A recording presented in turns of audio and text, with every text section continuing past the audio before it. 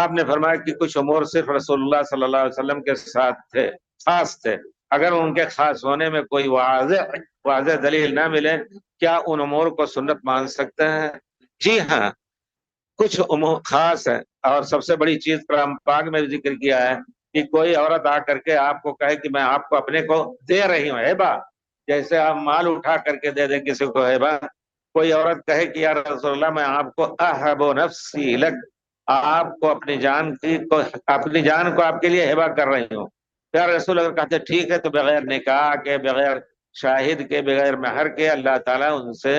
پیارے رسول ان کو اپنی بیوی بنا سکتے ہیں، خالصۃ لک من دون المؤمنین، اللہ نے کہا یہ صرف آپ کے لیے خاص ہے، اور عام لوگوں کے لیے جائز نہیں کہ کوئی عورت آ کے کہے پیر صاحب سے کہ ہم آپ کو ہبہ کر رہے ہیں تو پیر صاحب اس کو قبول کر لیں، پیر لوگ قبول کرتے ہیں، باقاعدہ یہ چیز آئی ہے، اللہ تعالیٰ بہرحال ان پیروں کو اللہ تعالیٰ ہدایت دے، ورنہ دنیا سے ان کا وجود اٹھا لے کہ کتنے لوگوں کو گمراہ کیا انہوں نے،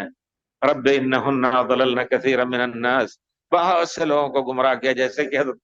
ابراہیم علیہ السلام نے بتوں کا ذکر کر کے کہا کہ اللہ تعالیٰ ان بتوں سے ہماری اولاد کو بچانا، وجنبنی وبنی ان نعبد الاصنام، مجھے دور رکھنا اور ہمارے اولاد کو دور رکھنا کہ بتوں کی ہم عبادت کریں، رب انہن شکایت کریں اللہ تعالیٰ ان بتوں نے بہت سے لوگوں کو گمراہ کر رکھا ہے، رب سورہ ابراہیم میں رب انہن اضللن کثیرا من الناس فمن تبعنی فانہ منی ومن عصانی فانک غفور رحیم، تو کہنے کا مطلب ہے کہ پیارے رسول جہاں نہیں کوئی چیز خاص ہے، خاص ہونے کی دلیل نہیں ہے،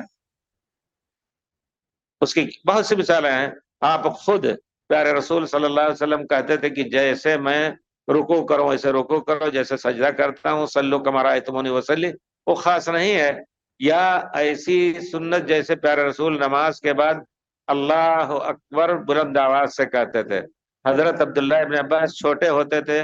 جماعت صفوں کے پیچھے،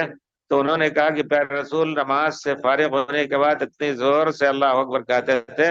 اس وقت میں سمجھتا تھا کہ آپ نے سلام پھیر دیا، سلام شاید نہ سن پاتے رہے ہوں، ما كنت عارف انقضاء صلاة رسول اللہ صلی اللہ علیہ وسلم حين ينصرف من الصلاة بالتکبیر، تکبیر اللہ اکبر کہتے تھے، یہ خاص نہیں ہے آپ کے ساتھ،